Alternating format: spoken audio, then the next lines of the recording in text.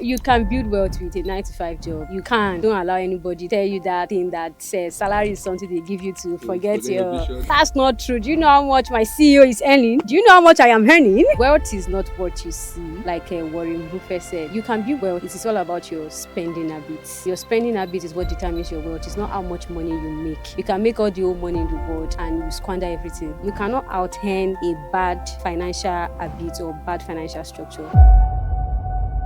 I would like to go with this mantra. It was said by John Maxwell. If it is to be, it is up to you. If you are going to become anything in life, it's up to you. Honestly, there is nothing difficult for you in your mind. If you put your mind to it and you commit your plans to the Lord, just like the Bible said, you will make it. If you are going to arise from that slum that you were embedded in and become someone in life, it's up to it's you. up to you. If you are going to become the next prime minister, it's up to you. Whatever it is, as far as your mind can see, your mind can conceive, it is up to you. So what are the basic financial habits? If you want to talk to someone about having financial habits that can actually structure you in building wealth. I like that question because anything that has to do with money, I think the first thing is you have to. The next thing is your budget. If the costs are down and you don't have an income, can you survive for 3 to 6 months? If you cannot survive, then why are you investing? You don't have business when you have not saved. So you have to build a saving culture first. You don't have business in stock exchange. If you cannot lock your money calorie-wise for 2 months without. Success isn't just about how much money you make. It's about how you think, how you manage what you have, and how the world perceives you. Welcome to Behind the Listing, brought to you by Rehoboth Hills International Limited. I am Jennifer Obianoju, and this is Season 2, Episode 9. So today we're talking about the 3 pillars that shape lasting success, which is money, mindset, and personal brand. With me is my co-host, the MD and the CEO of Rehoboth Hills International Limited, Dr. Ezekiel Shijebu. Please, sir, welcome our guest. Thank you so much. Thank you very much, Jennifer, for that introduction. To all our viewers home and abroad, thank you very much for always joining Behind the Listing podcast with Rehoboth Hills International Limited. Don't forget, this season we have been bringing not only people from real estate industry, people from other industry. At least there was a time we had a friend of mine that is in the air industry and so many other people like that. And today I have somebody in our midst. She's my friend. I don't know whether most of you also know that I'm also a chartered accountant on the side. I started real estate. I'm just the one that decided not to practice as an accountant. So today I have a colleague of mine in the profession. We wrote ICANN together. She's my friend. In the days we were still always asking ourselves, IES1, IES2, IES3. For those people that don't know, IES means International Accounting Standard. So today I decided to bring in somebody in the career world, 9 to 5. She's prominent about her job. I love her. She's hardworking. She's fluent. She knows what she wants. Temi is so direct. She's blunt, and I just believe she can also share with us some of our our experiences, what has also helped her so far so good, as at when those times she used to write ICANN exams, and even now, what she's doing currently and all, and in the persons of Obayemi Temitope Esther. Welcome. I can never forget that name, Obayemi Temitope Esther. Welcome. Thank you so much for coming, Temi, on this podcast. As you know, it's basically just sharing your experience, your story, how far you have come in your career and all, basically, and that's why we are here. So let's get into the conversation. So on this podcast is it's our culture to ask you your story. Because we notice that there's a general thing that goes around among young people now. Nobody during our own time, at least there was a place of hard work. They used to let us know that hard work is what actually gets you your result. But there's a trend now whereby people just see people successful, and they just think it happened overnight. And a lot of young people believe that there's a shortcut to success, which is there's no shortcut anywhere. So tell us your humble beginning, your story, how you become a chartered accountant, what you are doing currently. So just give us a brief story about yourself. Hello, everyone. Hi, Thank you, Dr. Ezekiel, for having me on this podcast. Thank you for having me as well. First of all, I'd like to correct you. It is now Temitope Esther Adioye. Sorry. Clock that.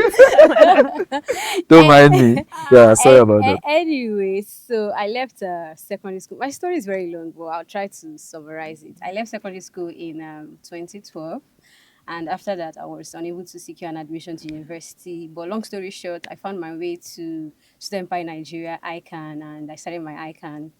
And in 2018, I became a chartered accountant. But before then, July 2017, I got an internship job with an audit firm as an audit intern, and that was where I started building my accounting career. That was where I learned the foundational requirements to become an accountant. You know, the debit and credit and all of that. So after then, I after my qualification as a chartered accountant, I had to go back to school. You know that I did statistics in Yaba Tech. Yeah. So I had to go back for my BSc. I did a conversion with Babcock University, and I graduated in 2020, I think August or July. So December 2020, I also, inducted as a chartered accountant, and then I left my auditing job. I transitioned into the industry and I became a financial accountant for the first startup studio company in Nigeria, that's SitCap. And, from there, I've moved and transitioned from one industry to another industry. Currently, I work as a lead accountant for a VC firm. And Venture capitalist, I guess. yes, so that's the summary of my entire story. No, Okay. you need to let us. So now, I think I like I told you guys, Temitope Adeoye, yeah, now Adeoye now.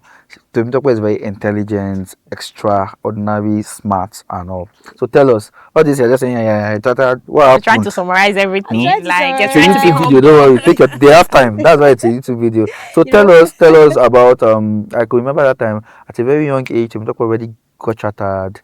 Your schooling, how you finished the first class, right? You yeah, I finished your first finished class the and all that. first So class. tell us about all those periods.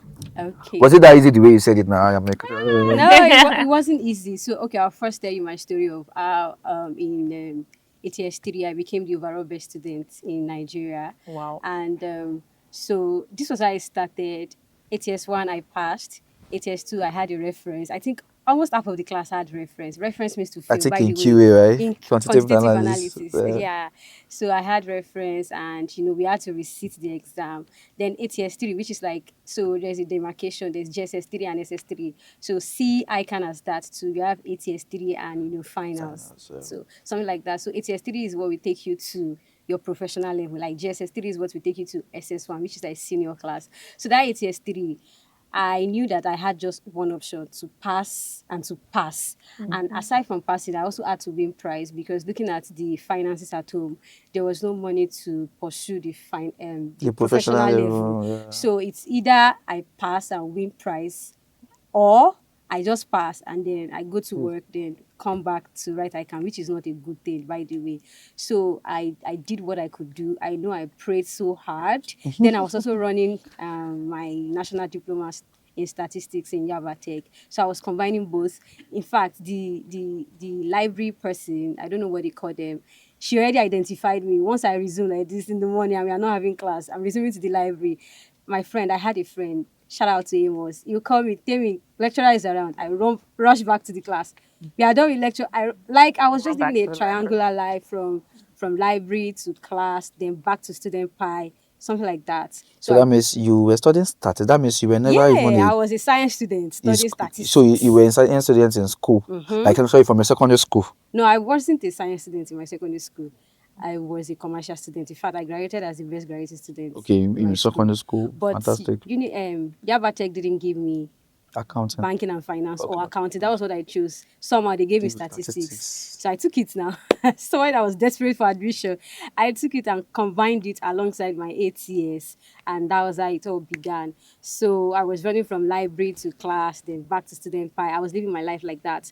And of course, we had PACF that we were attending. And you know that we usually do days of grace. You ask for what you want. Yeah. The only thing I wrote on that paper for that particular session or Call it that diet was that I want to win a prize, because I cannot say that if you win prize, you will get something, you get scholarship, not even scholarship, you get I think there's a stipend or something that they give to prize Okay, winner. stipends, Yeah, yeah. yeah, yeah. And then for student pie, if you win a prize, the next diet you're not going to pay lecture fee. So in my head, accountant now have calculated the numbers. If I win a prize, ICANN is going to give me I think whatever they give me, that is enough for my exam. Then I won't have to pay lecture because student price will give me free lectures. So I was like, I have to win a prize. So I did all my best. I read so hard. I disturbed my lecturers. In fact, they were tired of me at some point. But of course, when I won prize, they were so happy because I'm their product. So they were so proud of me. And what else? I think that was basically it. And when the result came out, I didn't just win one prize like I had envisaged and planned for, because I had planned that I was going to win prize in auditing. And the reason why I knew that I was going to win prize was because when we did our mock exam, do you remember? I was the one that scored the highest for a mock exam. So I knew And that mock exam is always our mock harder than exam is the harder than the normal main exam. exam. So I scored the highest. And our lecturer then, Savi, said, Temi, I owe you something if you can replicate this energy in your main exam. And to the glory of God, I actually did. I won a prize. Like when the result came out, I won best student in auditing, best student in cost accounting, best graduating female student, overall best student for the diet, overall best student for the year. It was Back a to lot. back. Back to back. And that was how I got silver scholarship. So I didn't even have to bother about finance. I got silver scholarship, and that covered for my professional exam, both skills and finance. Everything I was worried about, lecture fee, everything was taken care of by ICANN. And even a pastor in my church also gave me money. He said he was going to sponsor me, but he didn't know that I can ICANN had already given me sponsor. scholarship. So I had to tell him that, oh, this is it, or you don't even have to. But I said, no, don't worry, I will still give you the money. Wow. So I kept the money to myself. And I think that was what I used to Sustain yourself. sustain myself and also pay for my Yaba Tech education till I graduated. And Wow. that's like the story. So that yeah. means talking about it, that means talking about home, that means there was no really finances at home At to all, I'm from so it was one a of the things that humble actually beginning. pushed you that no, it's either you are successful or you are successful. Yes. Wow. It's either you succeed or you succeed. There's no two ways about it. And because of the environment I grew up in, I don't want to use the word slum. It's not really a slum, but I grew up in a very poor background. I had a humble beginning, and the models of possibilities around me were not people I want to become. Like they were not even possibilities. Let me not use model of possibilities for them. I remember that many of the girls in my area, many of them got pregnant. If not only me that didn't get pregnant that time. So it was not something I wanted for myself. I wanted to be more. So that hunger pushed me to read 10 times harder. And because growing up as well, I went to a private secondary school. My daddy and my mother and my father, let me just say my parents, they strove hard to send me to secondary school, a private secondary school. So that gave me an Age, opportunity to little bit age. mingle with at least people that are People from that- decent home. So I saw the way they lived. So I said, no, this is what I want for myself, not what I see at home when I get back home.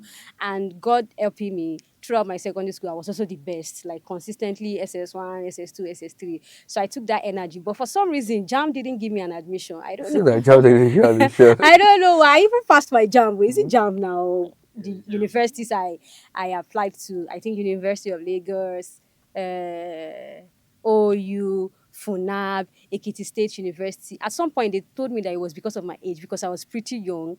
I finished school at age 14, but I had my WAEC at, I think at 15, but I had my result at 14. So I started writing JAM since age 14 to go to university, but none of them picked me. And looking back now in hindsight, I think I'm grateful for that opportunity, because if I had gotten to the university, or if I had gotten an admission rather and gone to university, I think I wouldn't be here right now. My life would have been derailed because I was so young. I'll be susceptible to whatever it is that is on Yeah. campus, and many things would have gone wrong. But I thank God for that 2 to 3 years delay, because that was where I met somebody that said, okay, why not? I was teaching in a primary school, and they said, you are so good at teaching, why not become a teacher? Let's go for NCE and all of that. It was in the process of that somebody enrolled me for ICANN. Wow. And ICANN was one that changed the trajectory of my life. When I started attending PACF, I saw models of possibilities. I saw people that I wanted to become in future. Like, look at these women. There's a particular Sister Nike. She was an usher. Every time I meet her by the entrance of that church, I'm always like, I want to be like this lady when I grow up, because she was a banker then, and her lifestyle, her dressing, and everything. I was like, no, if this lady can be, then I can be. And I think she and every other person that I saw, and of course the word of God I was being taught in that church, was what shaping me. And I kept at it, like, okay, I have to be this, I have to be that. I was so determined, and I thank God because the determination yielded result. And That's it. So Thank that is our you. chartered Chattered. accountant. That's Okay, so nice. fantastic story, Timmy. So, tell us how you metamorphose into the industry fully, because obviously, what we learned, all those are our thing that we, most of us that I used to talk with, I mean, for example, now, most of the time, me say, the exam I went, I even passed the exam, I don't know, I should know it passed. So, tell us when you metamorphose into the industry, Industry. into the like the proper work Mm-hmm. industry, what were the challenges? How did it go? How were you able to manage the pressure and all? Mm-hmm. Because obviously when you're a chartered accountant very young, probably you really don't have the experience. So Mm-hmm. how were you able to manage that pressure then? Well, for me, it was a different story because I started working in 2017. Next year it's gonna be 10 years since I've been working. Wow. Wow.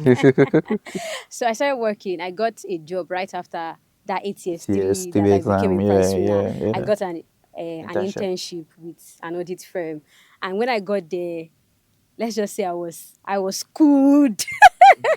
Shout out to my ex bosses, even though then I didn't like them. Honestly, I hated them with passion because I thought they were bullying me, they were intimidating me, they were oppressing me. But But looking they back now, actually I thought drilling that you. now I know that they actually trained me. They actually they actually instilled in me discipline, this execution superpower that I see everywhere, that I'm an executionist. Once I know what to do, I do it. I don't loaf around. I don't wait to be told what to be told. I make my boss's life easy. And everybody, my bosses have always said that in the past. All of that can be traced back to when I started working in 2017 as an audit intern. My bosses then, they would train me, and I was like the only girl on the On the team and team. the youngest. And it looks like all the pressure is on me. Like, you guys, I'm a lady, I'm just a baby girl.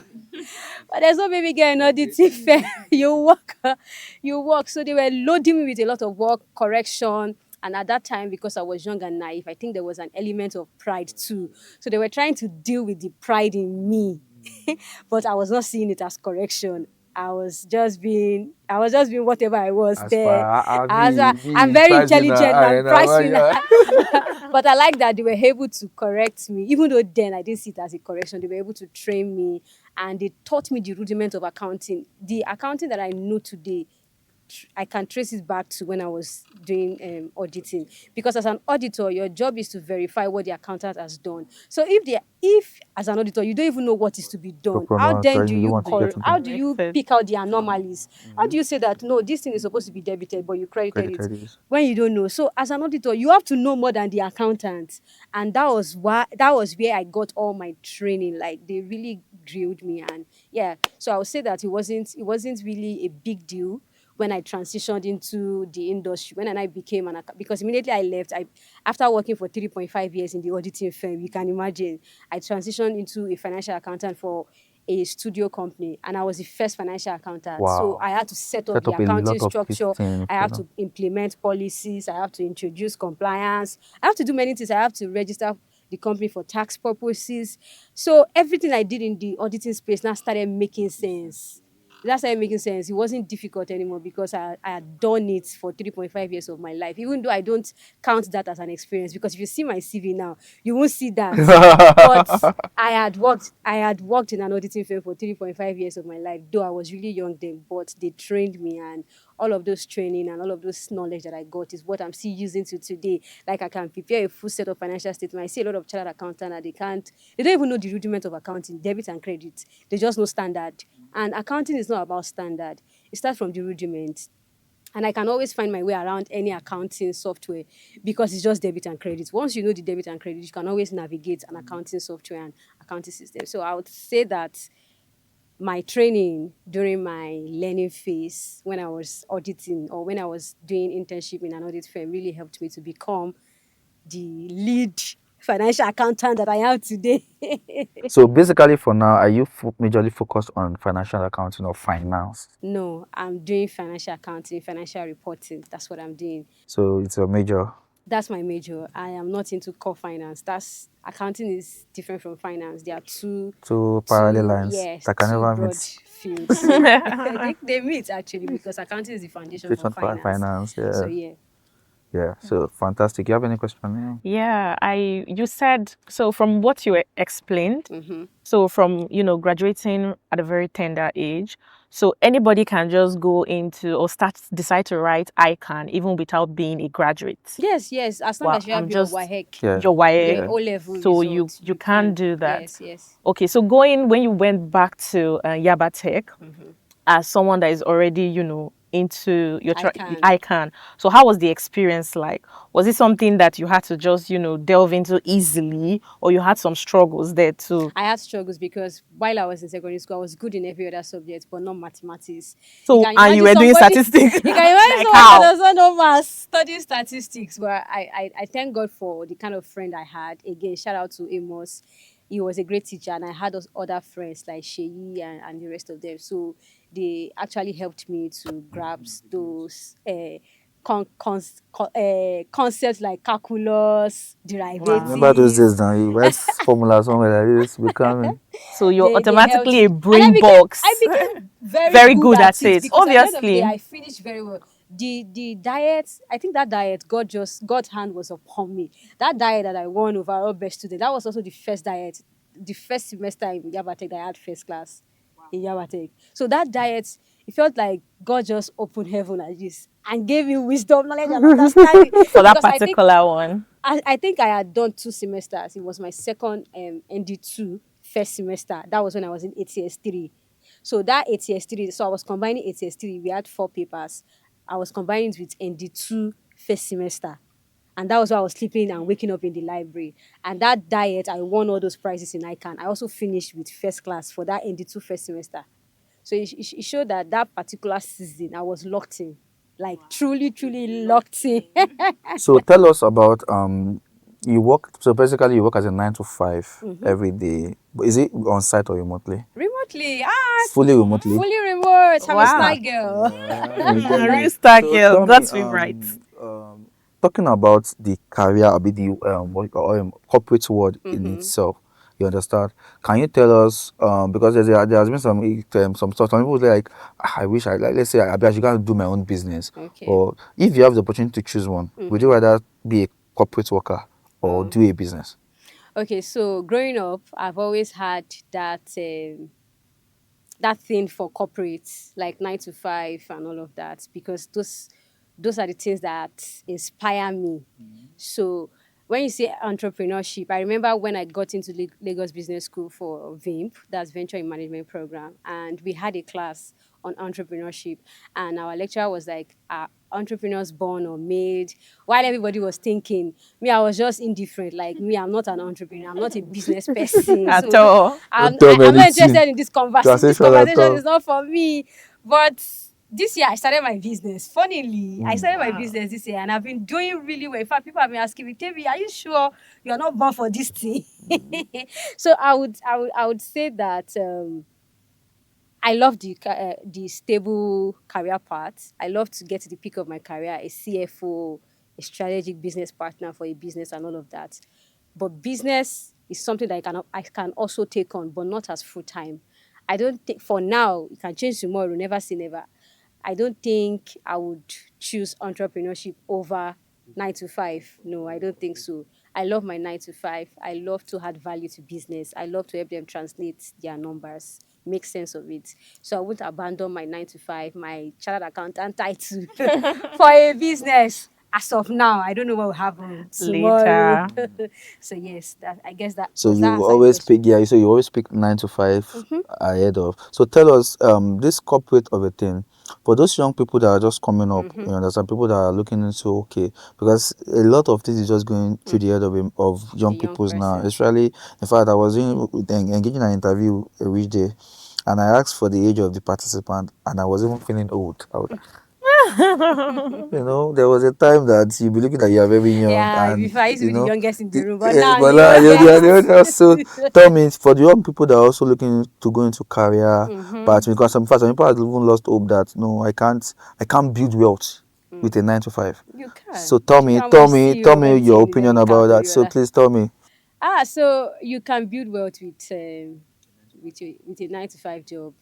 you can. Don't allow anybody to tell you that thing that says salary is something they give you to forget your vision. that's not true. Do you know how much my CEO is earning? Do you know how much I am earning? So back to your question, you can build wealth. So wealth is not what you see, like Warren Buffett said. You can build wealth with 9 to 5. It is all about your spending habits. So your spending habit is what determines your wealth. It's not how much money you make. You can make all the whole money in the world and you squander everything. So you can have a business and you are earning millions of naira compared to a 9 to 5. If the 9 to 5 has sense, has financial management strategies, and you don't have any, then he will become wealthy or he has financial independence, but you don't have. Because even with all the money you are making, your spending habits is whack. You cannot, I think there's a quote that I like to say, you cannot out earn a bad financial habit or bad financial structure. You cannot out earn it. If your spending habits, your financial knowledge is poor, you cannot out earn that habit. So that means that you cannot make wealth. So whether you're a 9 to 5 or you have a business, it's all about your spending habits. So if you don't have a good financial management strategy, nothing for you. Sorry. So what are the basic financial habits? Okay, Like now if you want want, yes, if you want to talk to someone about having, financial habits that can actually structure you in building wealth. So what are those things? Okay, I like that question because anything that has to do with money, I like it. So, first, I think the first thing is you have to have a financial goal. What are your goals? I know that people set goals, career goals, spiritual goals, health goals, body goals, everything goals, lifestyle goals, but they forget to set financial goals, which is wrong. So you have to have a goal, and your goal must be very clear, not vague goal, not like I want to make 20 million in 2026. That's so vague.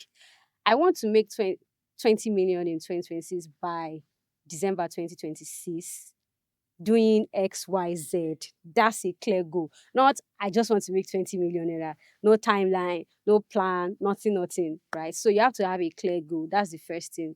Then after that, what do you have currently? I mean your income. What are your sources of income? Or what's your source of income if it's just one? How do you currently manage what you have?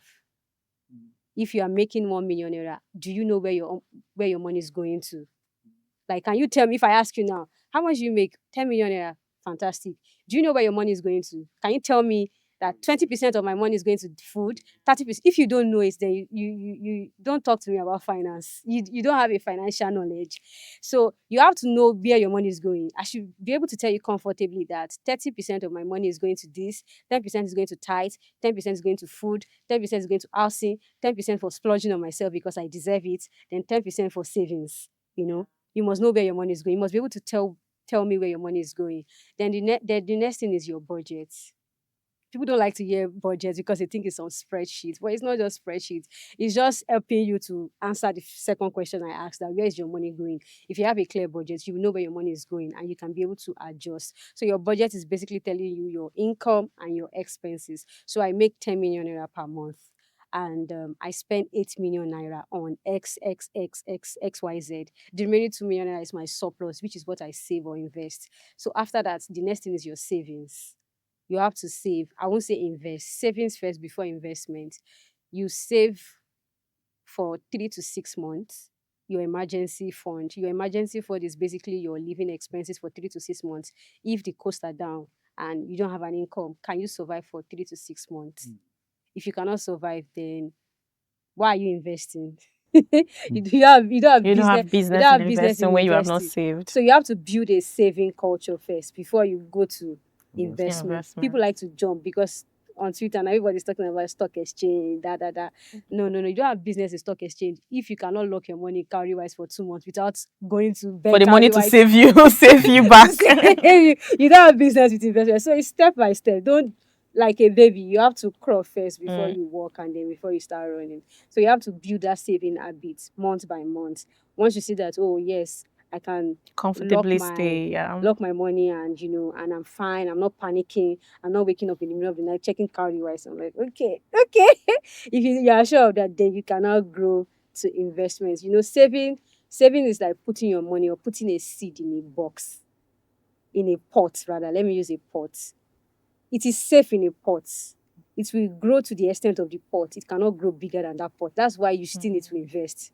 But build that saving habit first. Now, once you know that you have that culture, you develop that habit, it's now habitual. You don't panic when you have to save again. Then you cannot go to investment. Investment is like putting your seed in a garden. Now the rain will come, the sun will come, there will be thorns, there will be weeds, but it has a tendency to become a mighty tree, a forest. So that's the difference between saving and investment. Investment. Saving is putting your seed in a box. Your seed will only grow to the extent of that box. It is safe, right? But it will only grow to the extent of that pot. But investment is putting your seed in a garden. When you put your seed in a garden, it has a tendency to become a mighty forest. Yeah. But if you don't learn to put it in a pot first, don't go and jump and put it in a garden, because by yourself you go and uproot it. So that's it. Then after that, you talk about investment. There are different kind of investment. You can do stocks for capital appreciation or for dividends. You can do real estate like railroads. You can partner with railroads. That's free advert too. I'll send my invoice. You can do mutual funds, you can do bonds, you can do treasury bills, you can do anything. And I would say that don't just do these things because people are saying it, because it's a hype on Twitter. Make sure you get at least the basic knowledge before you invest in anything. Have basic financial knowledge. That will help you. So you know what yield, your risk appetite. You know that if I put money in this, my BP will rise. Don't bother. For example, now, again, investment is not a Ponzi scheme, right? In 2020, during the COVID, I was working with this audit firm, like I said, and they gave us COVID relief allowance. So I took 50K out of the money they gave us, and I put it in stock.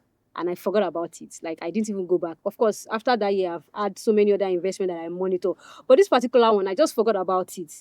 And I checked it this year. I just remember the app, and I went back, and the money is now 136,000. Wow. It has grown to 136,000. But if you are somebody that you know that you cannot leave that 50K, that 50K, you just be thinking about it. Don't bother. See, I abandoned that 50K, and 2026, 6 years later, it's 136,000. By 2030 or 2040, it will have grown bigger. That's because I can afford to leave 50K. But if you are somebody that you cannot afford to leave that 50K, you'll be checking it every week. Don't bother to say you want to invest in stock, because the things they will tell you on Twitter is that my stock has appreciated, I got dividend. They will not also tell you that the stock exchange market fluctuates. It can fall, it can rise. It can rise as high as 100%. It can fall as high as 1,000%. So if you don't have that appetite, even a bank will not borrow you money to buy their stock. Yeah. if you don't have that appetite, don't bother to do stock. Go and do maybe bond that will give you a fixed income, or do fixed income investments that your interest is fixed, and you know that at a particular point, after 6 months, I'll get my money back. Yeah. And if I have the appetite to continue, I'll continue again. I'll do reinvestment. Then putting your fund in something that is not stable, because stock is not stable. It can be high, it can be low. MTN was very high at some point. It came down again. It went up again. It came down again. So if you know that you'll be checking the market every day, don't bother do stock. Just go and do something fixed that you know that for these 6 months, I'll get 10% interest, which, even though it's very low. But at least that's your appetite. You are a conservative person. So in summary, I would say that you should have a financial habit of saving. You should not invest in something that you don't understand. You should have a budget where you track your expenses and be very firm. I think another tip I would like to give is that what has really helped me, because I would say that I'm an ardent saver. I spend you won't believe, I spend 60% of my salary. It's not even up to 60% of my salary. When I say that, people don't believe that. How do you spend? I spend, just including my tithes. That means I'm saving 40% of my. Sometimes I spend just 50% of my salary, and people are like, "How?" And if you look at me, I don't look like a poor person. Do I look like a poor person? No. It's because I've learned how to manage my finances in such a way. I've mastered, because if I show you my spreadsheet, you can see everything I've spent from when I started working up until now. Wow. And if you pick my bank statement, you can match it. It will balance, Abi. That's what we use. That's an balance. accountant. The account will balance. You will see my income, my inflow. When somebody gives me 50,000, I'll put it on my spreadsheet. Ezekiel, 100K. how I spent it, it is there. Well, maybe because I'm an accountant, I have time, but you don't have to do all of that granular details. Look at But my guy is shaking his head. but it's really helped. He So can't. one thing I wanted to say is that what has helped me to manage my finances is that I have a I have a running account, or how do I say it now? I have an account that is dedicated for my expenses. So let's say, for example, I collect my salary $1,000, my tithe $100, I remove it. I have $900. Out of that $900, based on estimates, I know that it is only $500 I need. It is only $500 that will be in my account. The remaining $400 has been saved or invested. So $500 I have already allocated it. So we already know that you cannot $100. spend within So the budget. if for any reason I see a fine dress and I know that I don't have money for it based on my allocation, the only money that I have left is my transport money, except I want to trek To for the work. whole of that month. So Except I want to trek. you have to let it go. I have to let it go. I know that okay, I can trek now. I can trek, so I'll buy the clothes. So that has really helped me to manage my finances. So I also have a bucket for CSR because I know that people will always come to say, oh, hello this, hello that. So once I exceed my budget for that month, I cannot Sorry, accommodate it. I'm sorry. You know, when she reached out to me and she said this, I had to say, do you have plan for logistics? Because part of my budget, I did not plan that I'll be coming to. I did not plan for that. It's accountant. I have a very important question based on everything you have actually explained right now. Okay. Ask- Being someone that is married, because I am married too, Okay. with your, because I see you as a very disciplined person with your Very disciplined. yes, with your finances, having to match that with that of your partner, how has it been? Is it something, is it like that too, like very strict? So how are you able to manage? Because if I'm this strict and I then get married to someone that is not strict, we'll be fighting every day. Oh, okay. So during our marriage counseling, they told us something. They said appoint a financial controller for your marriage. So it Okay. was no brainer that I was going to be financial controller because I'm the accountant. So, and my husband is very cooperative. So we talk about the family income, not my income, your income. There's nothing like my money, your money. It's our money. So how Okay. much have we made as a family this month? We've made $100. Okay, how do we distribute the $100? I've been taking care of our tithe because we believe in God and all of that. So we have $900, 900 left. How do we want to apportion it? So you have space for your own pocket money where you can do whatever. You can hang out with the boys, hang out with the girls. For me, I like shoes. So it's shoes that take all of my extra money. It's shoes that take it. So that's how we manage. So I don't know about other marriages, but we had that conversation before we got married. So this is how we Structure it. there's not like your money. I have a visibility on my husband's money. My husband knows how much I make. I know how much he makes. If anything comes up, he knows. If I receive any free money from anywhere, like our marriage money now, when we got married, I was the one in charge. Like these are all the monies that we receive from Ezekiel sent us money. Thank you, sir. It's there, it's structured. It's there. You will see the list of all the people that sent us money. So everything now is Excel sheet. You put Yes, I have very time now. planned. I have Very planned. I can And show so you even my when kids spreadsheet. start coming, or if you don't have any problem of saying, oh, where would this money, school fees and all of that, you have already And that's planned. why we are taking our time. That's actually very good because most marriages start having issues based on finances. Yes. In fact, 70% Yes, I marriages is I actually is based on finances. So if your finances is correct, is structured, I think you have less problems in marriage. Very true. Less problems. very So that's true. actually admirable. Thank you. That's Thank very you. admirable. That's nice. That's nice. So do you have any question? Look at the way my guy is kicking up. Okay, so I think basically let's talk about I think since you guys are talking about marriage, so let's dive into marriage a little bit. You mentioned something that when you were working, when you first metamorphosed to the corporate world now, when you used to work in that your audit firm, you had guys and they were always showing, correcting you. Meanwhile, you were saying as what's the guy's They were bullying problem? me. You understand and point. And has there been any point whereby you have this kind of let me ask the question directly. Do you believe in feminism? What's that? Are you a feminist? I'm not. I'm I'm a child of God. I'm a child of God. So tell me, how are you able to manage? Probably in a setting when you have more males than you. Do you want to be the female? Because most time I think in the corporate world we have more females working and trying to do on with the their strategy and prove their worth and all. How do you manage all these things in the workplace and also even in your marriage too? So then I was still very young and naive. So it wasn't even about feminism or nothing. I think then for them it was about correcting this young girl that thinks that because she is intelligent, the world revolves around And her. mm, So I think it was that. So they were trying to instill good character because intelligence, brilliance will open the door for you, but character keeps it. will keep Can't the say door that again. open. Right. So I think for them it was all about this girl does not have good character. She cannot go far with this character. Even though they opened the door for her, she will shut the door herself with this a bad character. So I think it was all about that for them. But for me, I thought that they were I thought that they They were were strict. being They were being. They were bully. hating. I bullying thought they you. were being a bully. They were hating on me because I was intelligent. I was young. I got there. I was not qualified when I got there. Remember, I got there in 2017.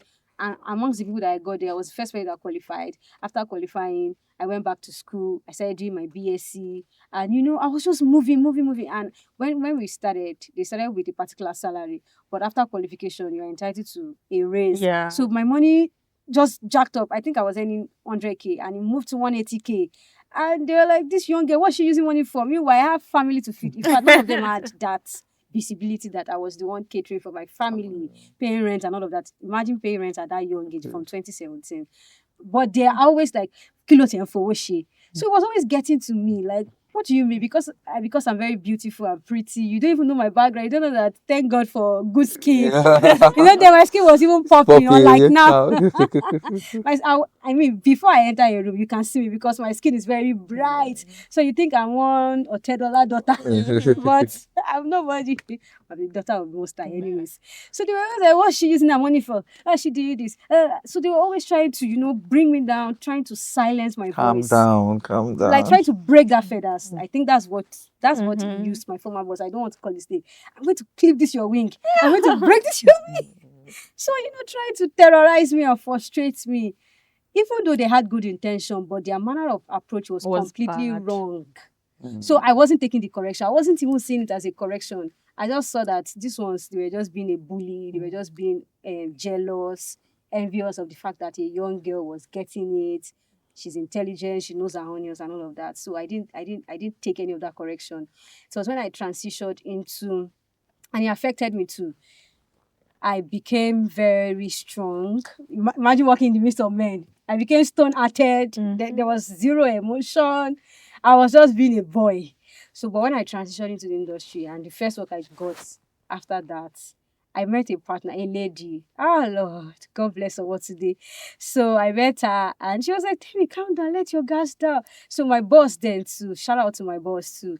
He was like, no, there's no Mr. here. Call me my name. I'll go to the office. I'll knock until he says come in before I can enter.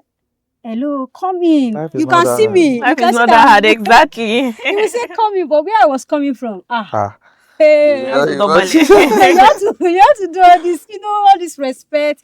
I was like, no, how old am I? Don't call me Mr. Call me Kes or call me Kim. Then the way he interacted with me, he gave me that confidence back. He gave me everything that I had lost, all of those inner energy, childlike energy, and I love to smile. So he gave me everything back because he was so free. We had discussions, things I didn't understand. Instead of panicking like the other one, if I make a mistake, oh, Be scared. but this one, if you make a mistake, Just come. this and this, you just come. Oh, okay, how do we fix it? That's it. You don't have to shout. Nobody's shouting. Nobody is trying to monitor your footstep. Nobody's trying to monitor how many minutes you spent in the bathroom.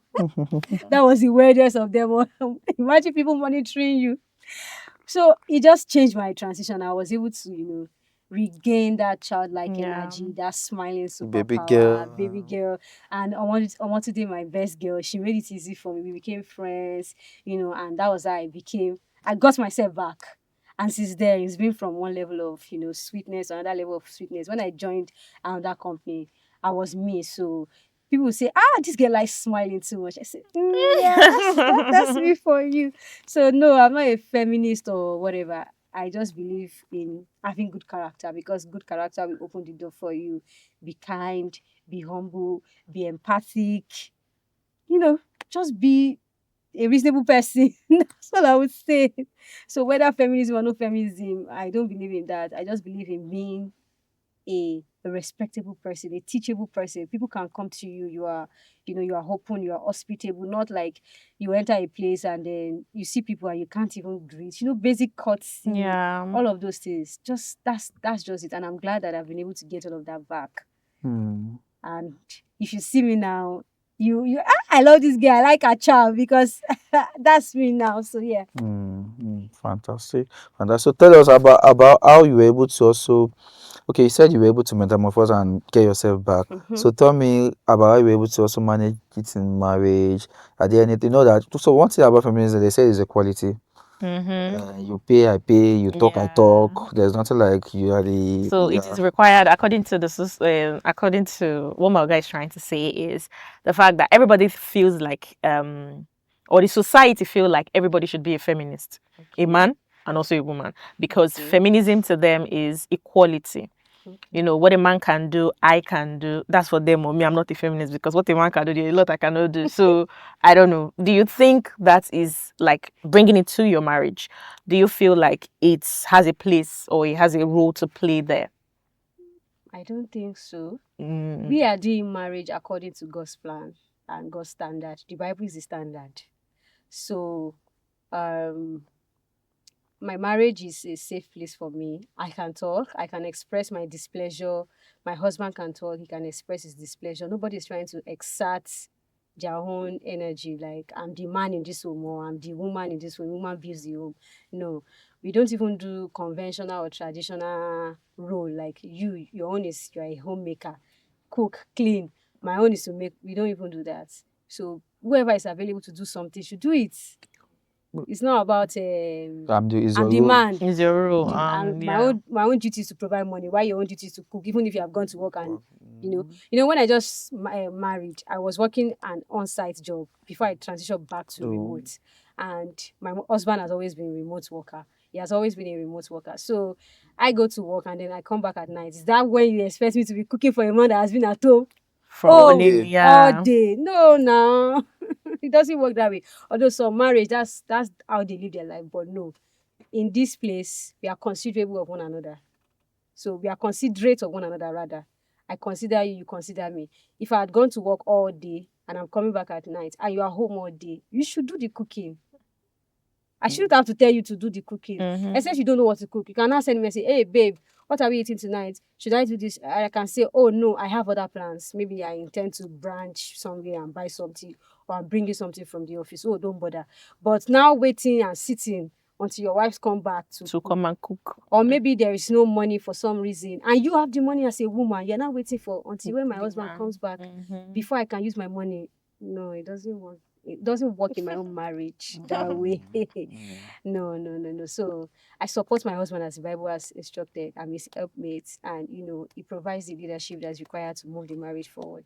So let's talk about financial report. Let's go back to financial reporting now, basically. Okay. So what do you see yourself? How far do you think you want to go in this particular? Because you mentioned something like CFO, strategic business partnership. So tell me. So what are you seeing yourself? Okay, let me see. Where do you see yourself? Okay, you've been working for 10 years now, right? Where the first few years I don't You didn't count count it. this. Okay, Yeah, let's I say, don't okay, count this years. actively working. How many years? I'll say from 2021. From 2021. So that's, 6 let's say, years. okay, let's say 6 years, right? Yeah. Good. So now let's say in another how many years, where do you see yourself? Okay. How far do you want to go in this financial reporting? I want to go far as God God has destined for me. So I see myself. I've always said CFO, but these days they don't call it CFO again. They call it another name. And I don't change them again. You know Now they're update always me now. they're always change they're always changing it. But yeah, I see myself as the head of finance. Strategic business partner. Is that what they call it now? No. Strategic finance partner or business partner for guess. Robotics. Guess. For robotics now. For career what is pay me. We can pay you now. Why can't you pay If you you? can pay me, Yeah, I'm come in down. there. But I haven't worked in the real estate, so I don't have that knowledge. But it's yeah, financial reporting now. It's yeah. It's at that. Or do you have a But major there are now? nuances. Actually, for me, I've been working in different industries. So from SitCap, that was a venture studio. Then I switched to Fair Money, which is a microfinance bank. Then to Andela, which is a tech incubator company, like a talent marketplace. Then I switched to a non-governmental organization, IDH, and now I'm working with Future Africa. So the industry varies. Like I've just been moving across So industries. you've gotten so So it's good for me because I have experience in almost every, not so almost every, because I've not done FMCG, I've not done oil and gas, I've not done retail. And those are like, I've And not real done estate. bank, even though I did a bit of microfinance, I've not done real estate. So, yeah, but I would say for a tech company, the goal is to become a CFO for a multi-billionaire, not naira, multi-billion-dollar tech company. Do you know how much the CFO of what's the name of you this know one company? thing about Nvidia is accountants, earning. they are always seeing people's Money. numbers. Yeah, I see So everybody's salary. I see everybody's salary, so I know that I can make You wealth can make, yeah, you from my can. salary. I know that I can make wealth from my salary. So yes, I see myself CFO, and to do that, just like I said, a goal must be clear. I have to do my MBA, which is already in the pipeline. I have to um I have to have you got more professional exams? Have you done your just CFA? no, I don't need CFA because Okay. I'm not majoring in core Finance. finance. I'm doing accounting.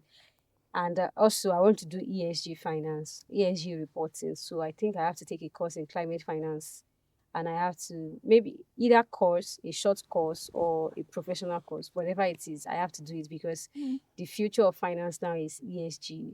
Investors are not giving money to companies that are not sustainable, that don't have climate metrics embedded in their corporate financial strategy. I think we So need to discuss on that now. so I have to take a course. Either I go for a full-time master's program in climate finance or I do a short course. But it's also part of the plan. So that's my goal.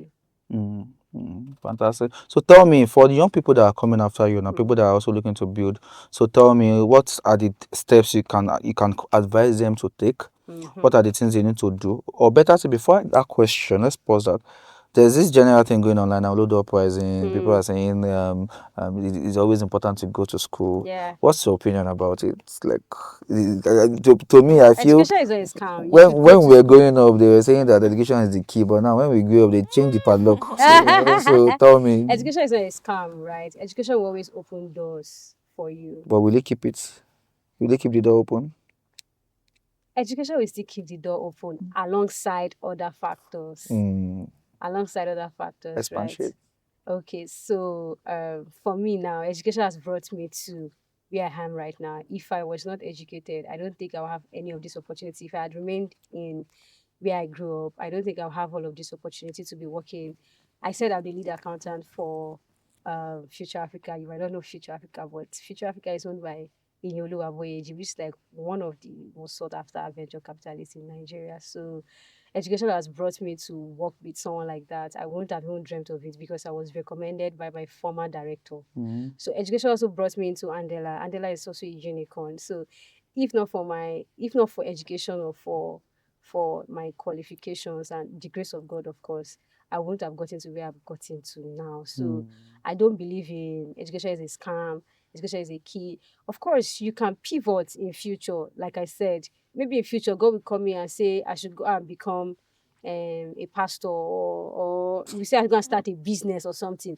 But education will also help me to establish whatever it is he has called me to do.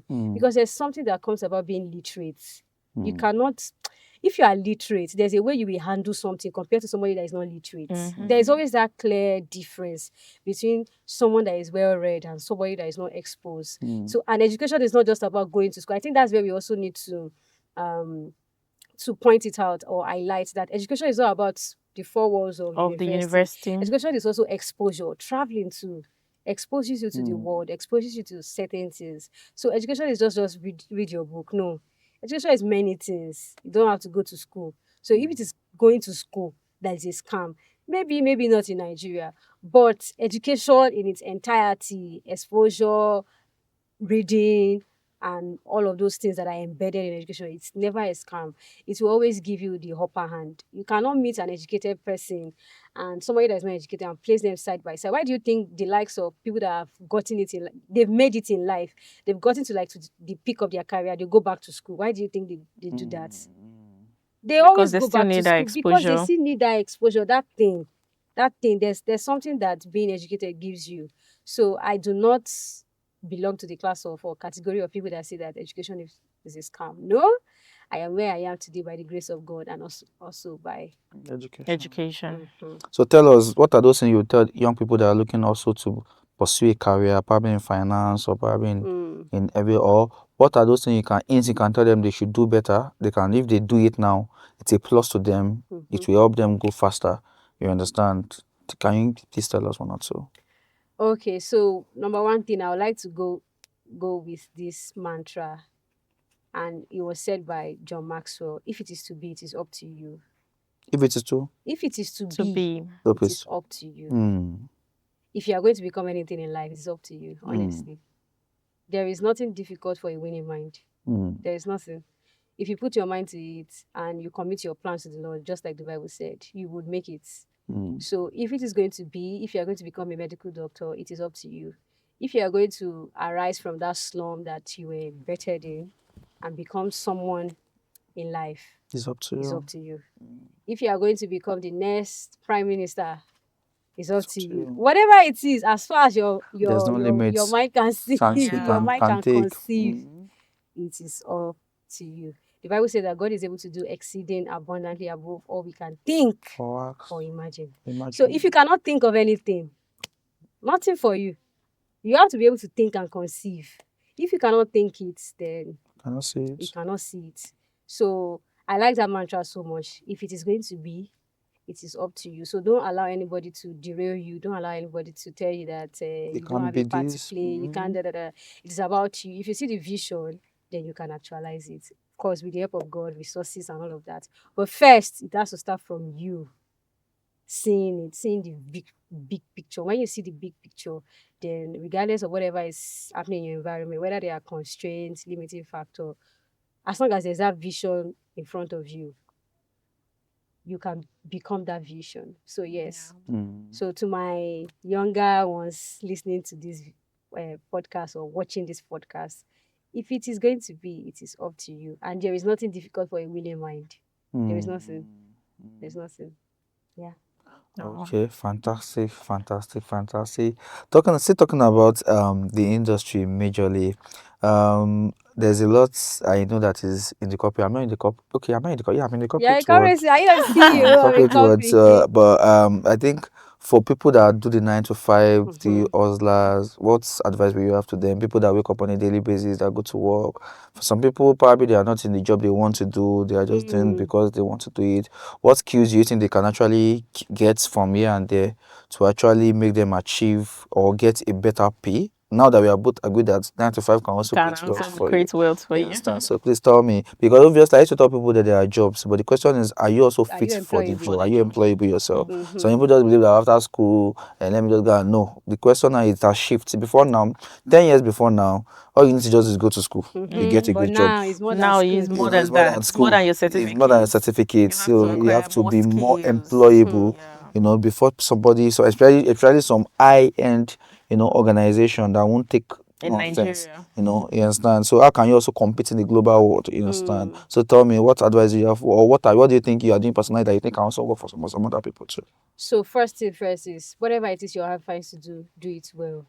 So even if you are currently in a job that you don't like, but you just have to survive, still do it well, because you don't even know if the Next opportunity. particular job that will not change your life, your dream job, will come from a referral from that particular job. So if you don't treat it well, then you have lost that referral. So I'll say you should do it well, but don't settle. Because another thing I see in the lives of young people is that they are complacent. So once they see little, they just give up. You Yeah. know, they become not that they give up. I think I'll take that back. They become complacent, and by complacent is that they become it just skipped me. It just fly like over my head now. What's that word? Comfortable. They become comfortable. Comfortable. Yeah, sorry. That's the word. Imagine looking for the word comfortable. They become comfortable, and people always say, go outside your comfort zone. Go outside your comfort zone. Don't be comfortable. I am someone that will always push, even when I'm comfortable. For example, I had a job that was paying me really well, but I knew that if I continue in this job for a long time, I'll become redundant. And by Yeah. redundant, it means that I will not be employable for my next kind of job. Because if you are currently a junior here, your aspiration is to become a senior. Yeah. But if the junior role is not even preparing you for the I'm senior pushing role, you. then by the time you get the senior role, you'll not be able to deliver. So I had that job. It was paying me well. If you were to be another person, oh my goodness, they will be happy. They will be like, oh Lord, thank you, Jesus, for this job. They'll just be lounging and, faffing and all of that. But for me, I knew within me that, nah, this is not it. This is not, there's money, but this is not it. This is not it. So I didn't settle. I didn't become comfortable. I had to push myself to start looking for a job, to start applying to job. It took many months, but eventually what I wanted came along. So I would say that don't be complacent. So it's either you are in a job that you like, Oh, or you are in a job that you don't like, you're surviving with it. and you are surviving with it. So either of the two, make sure you are not comfortable. True. Make sure you are pushing yourself. So if you're an accountant, what's the next thing in accounting? For example, now I talked about ESG. ESG is like the next thing. In fact, I started already. I've seen people getting the certificates, certification. I've seen people, doing something in that line, but I have not ventured into it. But I already have it on my board that I have to get this. So don't settle. Don't say, oh, I'm already a child accountant. What else? There is always more. There is always more. So don't settle. Don't say, I'm already a child accountant. I'm already a medical doctor. I'm already a dentist. I'm already a this. There is always more. Try to always improve. Yeah. Always improve. Get something. Get either certification, either a short course that will just, remind you of everything that you have learned. Because sometimes, like Ezekiel said when we were speaking earlier on, sometimes you read to pass. You don't read to understand because you just want to pass it. Now that there is no pressure, why not go back to that book and start reading it again? I think that's another thing that helped me. Many of the standards that I knew, just like Ezekiel said, we read it to pass. Now that I got to the real world application, we cannot apply. So we have to go back and go and read it again. And I'm just saying you're coming. Now be understanding. You will not be understanding it. You can now Okay. apply it to real life. When you now see a practical example, a real life example, you now say, oh, so this is what they meant when they said that for every debit entry, There must be a corresponding credit in entry. another Because when you see account. some transaction, you now want to post it. You now be like, like, okay, so where is the second leg of this yeah. transaction? You're not lost. You're like, okay, somebody has sent money to the company. Maybe they just want to, it's just a grant. They've sent money to the company, an accountant, you're supposed to post. Now, normally when you receive money, sorry to non-accountants, I just want to bring it home. I want to drive it home. That's why I'm using this example. As a non-accountant, please bear with us. You debit your bank because you have received money. Where are you going to credit? You now remember that, they taught you grants related to assets and grants related to income. There's an IAS for that. But when you were reading IAS, you ready to pass. You did not even understand shit. Now, they've given you grants. You don't know where to post it. Or you will never, some people will not post it at all. Meanwhile, that's a misrepresentation of the account because you have understated your company's income. Your balance sheet to non-balance. You see what I'm saying? So you read to pass, and now you have the job because you have ACA. They are paying you ACA salary. Now you're on the job. Well, you do the ACA job. You can't. You cannot do it. So I would say that continue to upskill. Those things that you read to pass, go back and read it. Now there's no pressure. You're not preparing for any exam, so you can sit with one standard for 1 month. And be as long as you understand. The goal is for you to understand. There's no pressure of, oh, I have to cover other topics. So I'll say that that's one thing that I do that every other person should also embrace. Make sure you read, you go back to your previous notes, upskill, join a network, a professional network, so that you can always receive the latest information. Updates. For example, I got to know that, IS1 will be replaced. There's a new standard coming up because I'm on LinkedIn and I'm very current. Otherwise, I wouldn't know. And some people will not know. 5 years, they will still be carrying IS1 presentation old and financial IS1 assessment. presentation when they've introduced a new one. You see? So don't be comfortable. Some people will be focused on doing the job, doing the day-to-day this thing, that they forget about their own personal growth.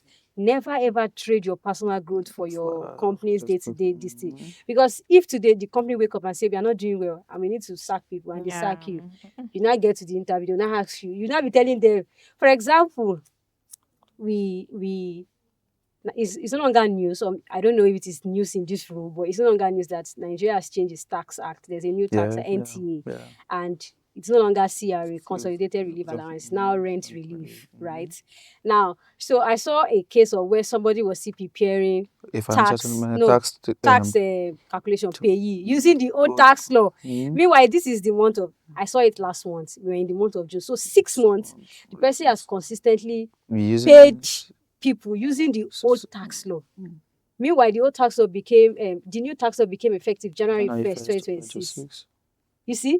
The person will come out and say, I'm a chartered accountant. Is she not chartered? She is chartered. But she has decided not to update her knowledge. Yeah. So you have to update your knowledge. You have to upskill. You have to join professional networks. Some of these things you might not even have time for it. But if you're in a professional network, like a WhatsApp group, you will be seeing updates now that they've changed this one. Oh. So even if you don't have time to sit down and read 10 pages magazine, you can just quickly read WhatsApp chat. Oh, they now change tax law. It's no longer this one. It is now this one. It doesn't take so much of your time, but people will rather focus on making money and making money and making money, and then they lose themselves. So when they get to the next job, they are not able to add value. So the goal should always be to add value. And the only way you can add value is if you add value to yourself. You cannot give what you don't have. Level that called non-abet. You cannot give what you don't have. So you have to make time to increase your own knowledge, update your own knowledge, upskill, whatever field you're practicing. I'm a child accountant. That's why I'm using accounting. So use whatever field you find yourself. Make sure you are current. You know what is happening. If you're a banker, CBN is always coming with one new law or the other. Make sure you are staying up to date, because you just find yourself in a space where they'll ask you and you're like, really? Why did they do that? And they'll be like, and this one is a chartered banker. Exactly. Maybe not disgrace our village people. So I hope that answers your question. Yeah, fantastic. So I think while we round up, I think the last question I have for you is, there's been a lot happening with AI recently. Okay. Me as I am, I've used AI to prepare financial reporting as a CEO. So do you think it's a threat to our work, to our profession? No, I don't think so, because AI is garbage in, garbage out. So if you don't feed AI the correct prompts, it will give you rubbish outputs. So if you don't know it, so you still need a good accountant. It takes a good accountant to use AI to produce good reports. So if you are not good and you think you want to use AI to cover, AI is preparing your Excel sheet too. I know it is, but AI will give you, I use AI to my organization. We have access to those tools. In fact, premium. But when you ask it to do analysis, for example, I built a model, I think last 2 weeks. When they first gave me the assignment, I was like, God, how am I supposed to come up with this? But I had to put it on AI, telling it that, okay, this is what I wanted, and it gave it to me. Now, imagine if I don't know what I want. I won't be. There are sometimes that AI will make mistake, and AI will calculate the wrong thing. So if I don't know if I don't know what I want, like I knew what my output is, I don't just know how to go about it, or maybe I know how to go about it. I feel like it's going to be a long process, and I don't have time for that to sit down and start building models. So I had to tell AI this and this is this and this and this and this, and then it gave it to me. I'm like, no, let's tweak it a bit. This one is not giving me this, but if I don't know myself. AI will just give me something. I've read emails where the AI will say, put your name in the middle.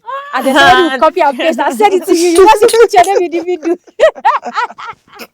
So it's not just about having access to AI. It's about knowing how to use it, knowing how to optimize it. Yeah. If you don't have knowledge, AI is garbage in, garbage out. So if you feed AI the wrong prompt, it will give you the wrong answer. So it's about a good person we use AI to produce good results. So I don't think AI is a threat. I think AI is just a helpmate. Yes. A support to assist me in making your job easy. Exactly. AI just makes my job easier. But it doesn't take away my job. Because at the end of the day, when I went to that meeting, it's not AI that will stand and present to my boss now. AI will not stand, and my boss does not even have time. If I send him a whole deck and ask him to go through it, does he have time to sit down and be going through a whole deck? Even you, he will say 5 minutes. Everything I've done, summarize it in 5 minutes. Oh yeah.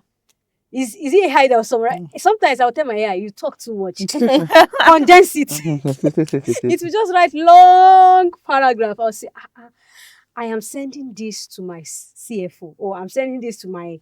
He doesn't have time. Executives have just 2 minutes, maximum 5 minutes. Oh yeah, summarize it for me. You'll say, oh, noted, tell me, I'll summarize it. It will still write long. It will still write long paragraph.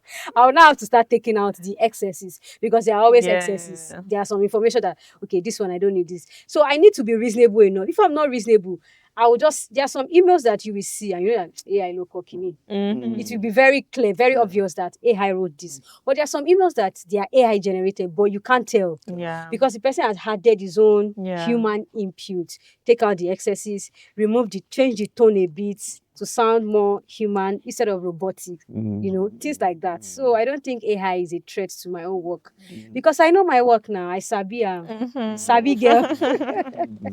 It's just a support. Wow, this has been such an honest conversation. Thank you. Thank you for sharing your truth with us. I've learned a whole lot about, finances, like one or two, even though you were, more explaining more in the account terms and all, but thank you so much to our guest for sharing her truth with us. So until next time, keep growing, keep showing up for yourself. And to our viewers, please do not forget to subscribe, hit the like button, and to follow. Bye.